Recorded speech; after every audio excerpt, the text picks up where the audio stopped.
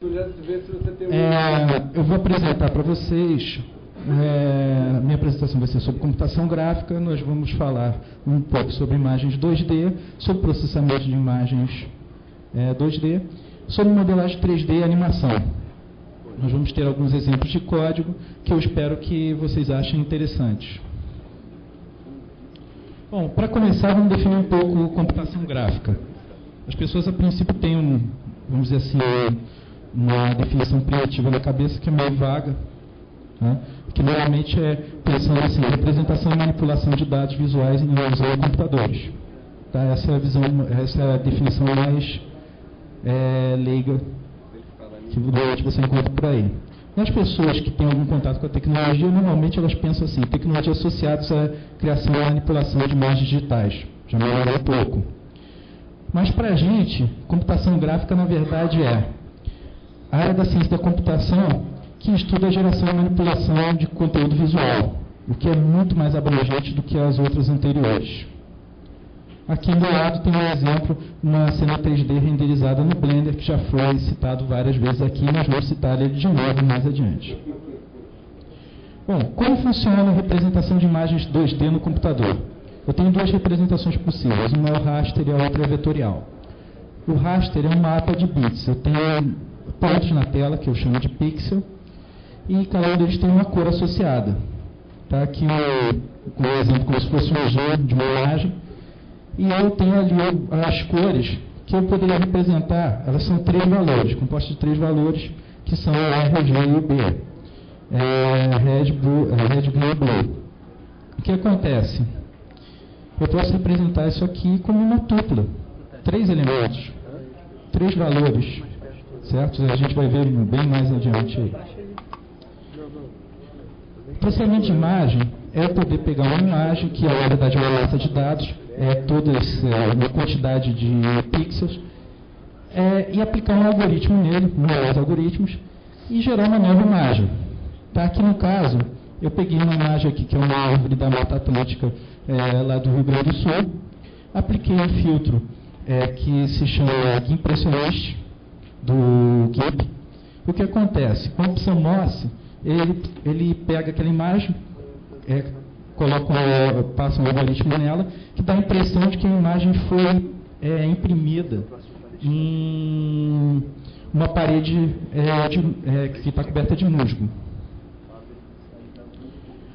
Bom, para fazer processamento de imagem, tipicamente no Python, a biblioteca mais popular é o Python Image Library.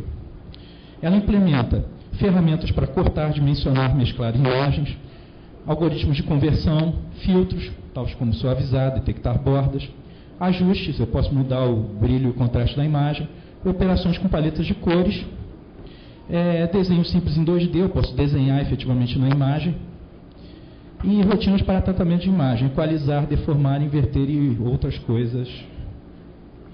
Bom, aqui um exemplo de código com o Perl. Eu estava em dúvida se ia ficar uma fonte legal para vocês lerem no telão, acho que ficou. Bom, a primeira coisa que eu tenho que fazer é importar o módulo. O módulo image define uma classe para tratar as imagens com vários métodos para modificar suas características.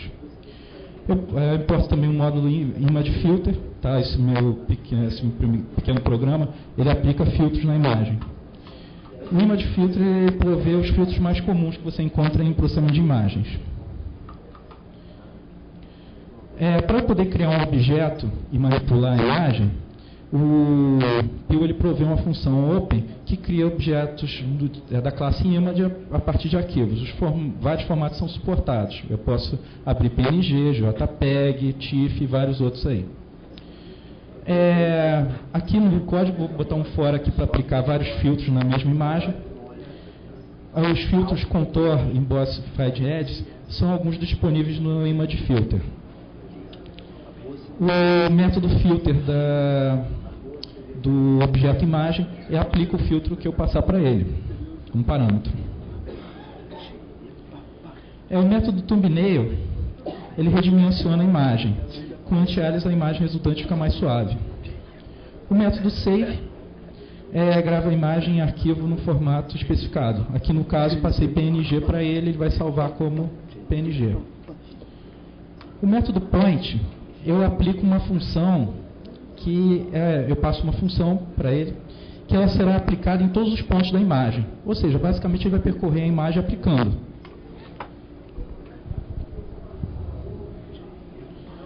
Bom, as saídas desse meu pequeno script são 4 arquivos, cada um com um filtro aplicado. Tá? Bom, como vocês veem aqui, eu apliquei o contor, que eu detecto os contornos da imagem, o emboss, que faz a imagem parecer como se ela tivesse sido colocada num cimento, né, tornada em relevo. O Find Edge, que detecta os layouts da imagem. Aqui ele ficou muito escuro, infelizmente. E no final, eu tenho o resultado do método point aqui, que eu apliquei um lambda. Você pode ver I vezes 3. Ou seja, eu multipliquei por 3 os valores das cores da imagem. Conclusão, o que aconteceu? Eu estourei as cores da imagem, ela ficou bem mais clara. Bom, outra tecnologia que eu tenho para representar coisas em 2D são imagens vetoriais. A imagem vetorial é o que você vai encontrar normalmente em programas de desenho, tá? Como o Inkscape, e em arquivos do tipo SVG. O que acontece? Nele eu tenho instruções que descrevem como é a imagem. Ao invés de eu ter tudo ponto a ponto, eu tenho primitivas de desenho, tal como círculo, ponto, linha, quadrado, retângulo. Existem várias bibliotecas que desenham imagens em formato vetorial. Uma das mais conhecidas, mais usadas, e na verdade muito prática de ser usada, é o Matplotlib.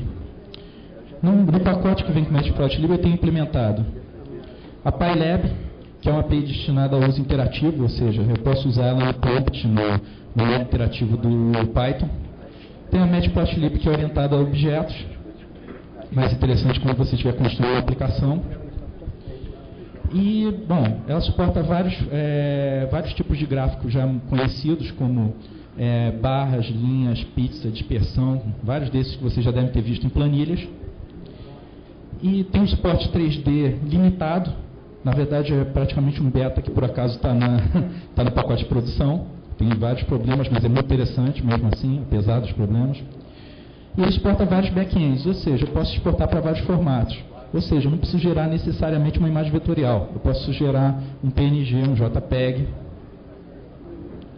Bom, aqui um exemplo de uso do Matplotlib.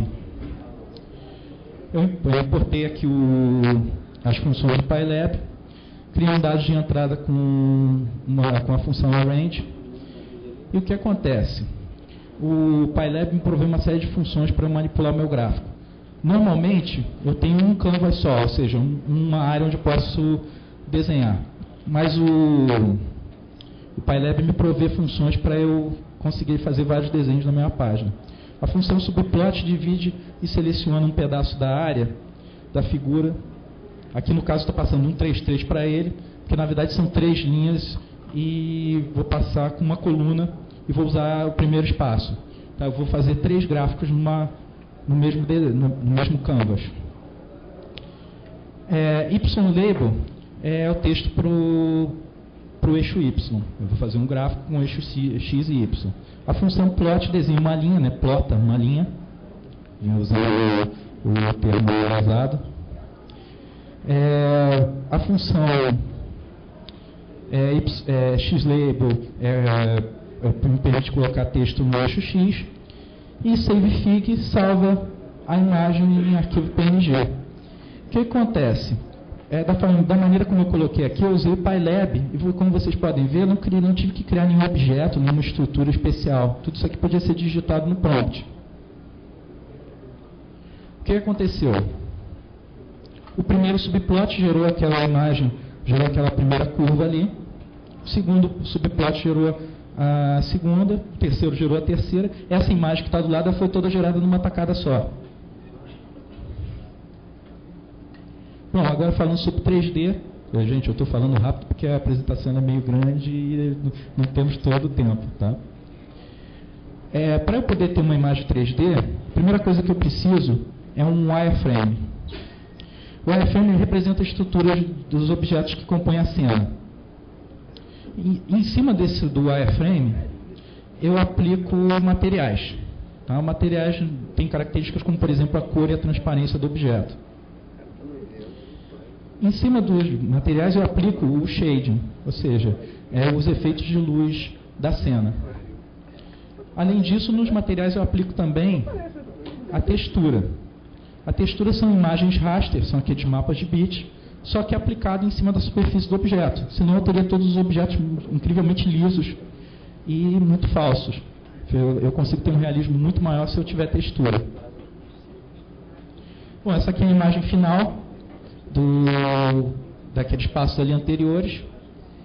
A imagem final, ela normalmente é gerada por um algoritmo tipo Ray Tracing, que calcula todas essas características para cada ponto da imagem.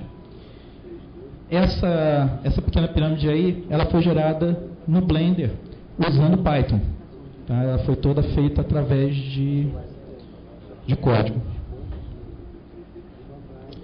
Bom, falando sobre animação, eu vou falar sobre um tipo de animação que depois a gente vai ver como fazer algo muito semelhante no Python, ou seja, como emular esse comportamento. Essa técnica de animação se chama keyframe. O keyframe basicamente é o seguinte: eu tenho um objeto, eu quero que ele chegue até um outro ponto, onde a animação, onde vai terminar aquele passo ali da animação. Então o que eu faço? Eu gero um quadro inicial, que tem a posição inicial do objeto, gero um quadro final, em que defino um quadro final, onde tem a posição final do objeto naquele movimento, e uso o software para calcular, interpolar as posições intermediárias. Tá? No caso aqui, eu tenho um bolinho de gude ali batendo no canto da parede. O que vai acontecer? Eu defino de onde ela saiu, defino para onde ela vai, e deixo que o software faça isso. Tá? Eu posso emular isso no Python de várias formas. Tá? Uma forma que a gente vai ver é a seguir. Existem várias formas de você ter 3D no Python. Eu peguei aqui o VPython, porque eu achei ele muito interessante. Ele implementa vários objetos 3D de forma simples, primitivos. Tá? Cubo, esfera, cilindro, pirâmide, espiral. Ele tem recurso para facilitar as animações. Ele tem iluminação, zoom e pan automáticos. E você pode colocar controles interativos na sua saída, né, na sua janela 3D. O interessante é que é muito fácil usar o VPython em modo interativo, tal como acontece com o PyLab. Bom, aqui um trecho de código usando o VPython. Bom, defini aqui umas caixinhas. Está ali a função box. Aí ali ela tem as coordenadas, as posições. Tá? 1200, menos 1200. Então eu tenho uma caixa...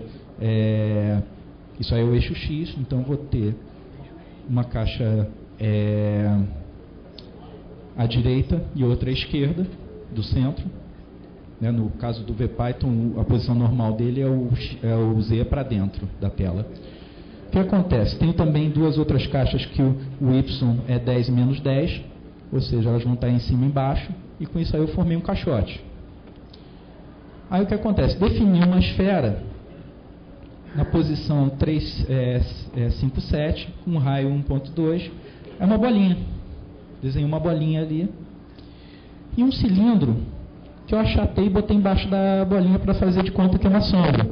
Tá? Eu não tenho sombreamento real, não tenho como controlar a iluminação no VPython. Ele, na verdade, é muito simples, ele é feito para simulações físicas simples. Aí o que acontece? Para eu animar ele, que eu preciso de um loop. Aqui no caso um while true, ou seja, um loop infinito, em que eu vou vou primeiro mover a bolinha. Tá? Para mover a bolinha, eu vou somando na posição dela uma tupla com as coordenadas x, y e z. Aqui no caso aqui estão ponto 1, ponto 1, ponto 1, ou seja, ela vai se mover nos três eixos seguindo essa variação.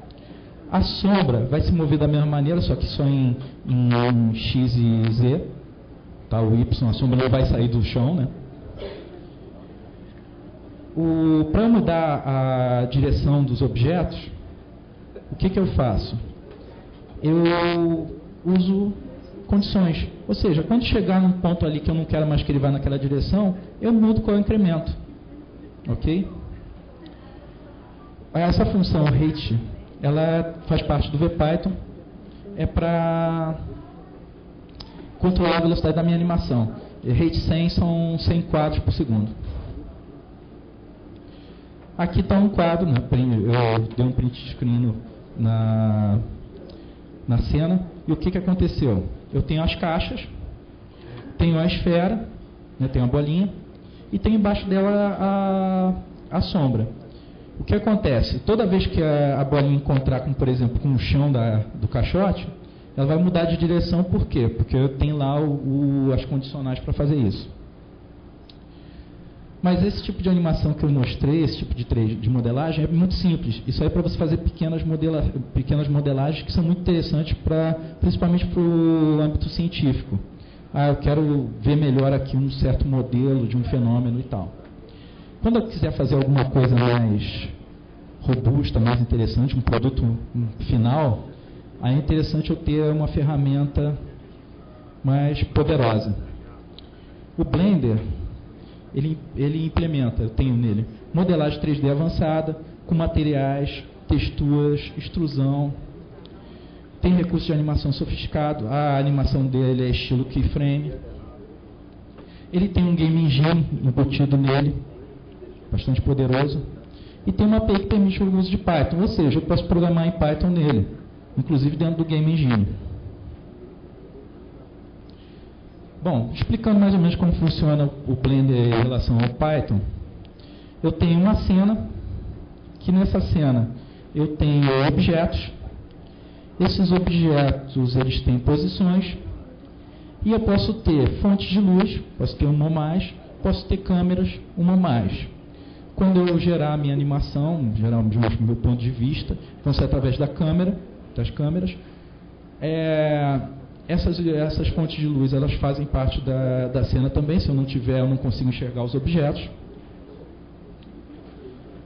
Bom, essa cena aqui é uma cena no Blender que foi gerada em Python, que tem dentro dela, tenho ali um templo estilo romano, com uma pequena escadaria, com colunas, e lá atrás eu tenho um aqueduto suspenso ali por outras colunas. Lembre-se disso. Tá? Tem lá no final, tem um aqueduto com a parte de trás, na esquerda e na direita. Vamos ver como isso foi feito. Para eu poder manipular a cena atual, eu tenho uma biblioteca, eu importo o módulo Blender. Lá dentro eu tenho uma função que eu consigo pegar a cena para alterar a cena. Eu posso modificar qual é a posição da câmera, posso deletar lá o objeto default dele, que é o cubo, e posso criar fontes de luz, tá? Como está ali na parte de baixo, crio uma fonte de luz. Eu crio uma fonte de luz, eu tenho que pegar e atar ela, ligar ela na cena. Se eu não fizer isso, vai vir o garbage collector, ele vai papar a lâmpada, ok? Tal como acontece com um objeto perdido que você escreveu, deixou lá no seu código e não tem referência. Eu posso criar materiais. Criando material, eu posso associar umas texturas a ele. Posso colocar textura no material. Legal. Bom, vamos lá. Agora vamos para as partes mais interessantes. Posso criar, aqui no caso, aqui o piso. Para criar o piso, eu uso uma função do Blender que me dá aqui as primitivas. Eu tenho aqui, no caso, uma primitiva que é o plano. Aí o que acontece? Tem que botar ele dentro da cena. Aí eu boto ali cenas object new. Aí com isso eu linkei ele na cena, ele não vai desaparecer, não vai ser pego pelo garbage collector.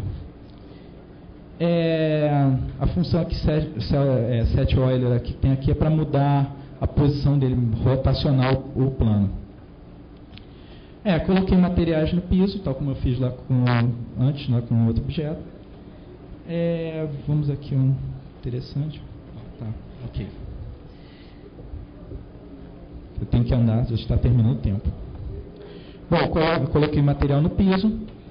Agora eu criei uma funçãozinha aqui para facilitar os próximos passos.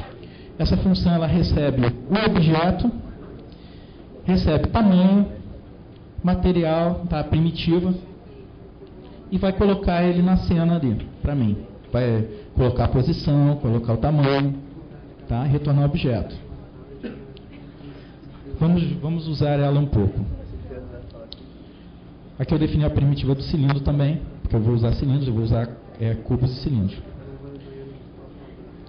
Bom, no aqueduto lá atrás, eu fiz um loop aqui de 0 a 15, para criar as colunas. Aí desenhei o topo com cubo, desenhei a base da fileira também com cubo, e o corpo com um cilindro. Como vocês podem ver ali no cantinho, aquelas colunas ali foram desenhadas por esse loop aqui. Na segunda fileira, aí eu fiz a mesma coisa, também na verdade usei o mesmo loop, a única diferença foi as coordenadas. E aí gerei a base da segunda fileira, o corpo da segunda fileira, tá o aqueduto em cima, que na verdade são cubos. Dois loops um dentro do outro para gerar as colunas do templo. Ali gerei em cima do piso, né, da escadinha. Para criar a escada, um outro loop, tá, 4 degraus ali, rede for.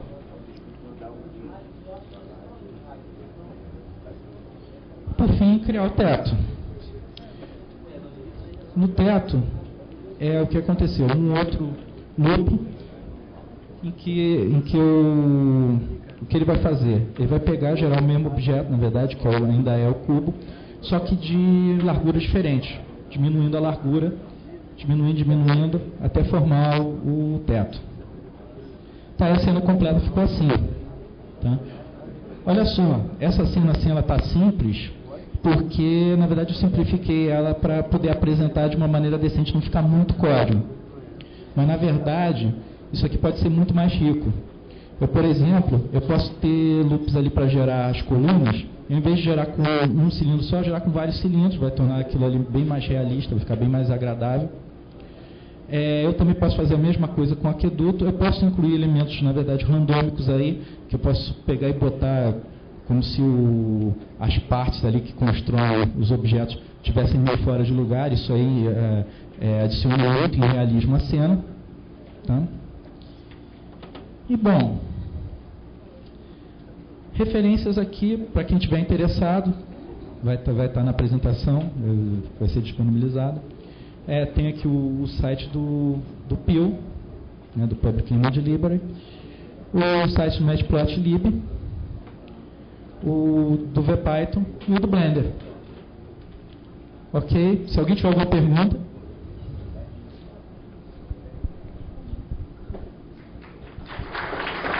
Ninguém tem pergunta.